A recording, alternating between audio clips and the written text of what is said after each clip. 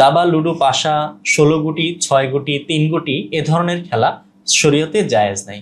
কারণ যে সমস্ত খেলাধুলা ভাগ্যের উপর নির্ভরশীল এবং যে সমস্ত খেলাধুলায় শারীরিক এবং মানসিক কোনো উপকার বয়ে আনে না, দুনিয়া এবং আখেরাতের কোনো ফায়দা আনে না, সেই ধরনের খেলা হারাম এবং নিষিদ্ধ। দাবা, লুডো, 16 গুটি, 3 গুটি এই ধরনের খেলা মূলত নারদাশিরি জাতীয় খেলা। রাসূলুল্লাহ সাল্লাল্লাহু আলাইহি সাল্লাম হাদিসে বলেছেন, মান লাইবা বিন নারদাশিরিন ফাকান্নামা সাবাগা ইয়াদাহু ফি লাহমি খিনজিরিন ওয়া দামিহি।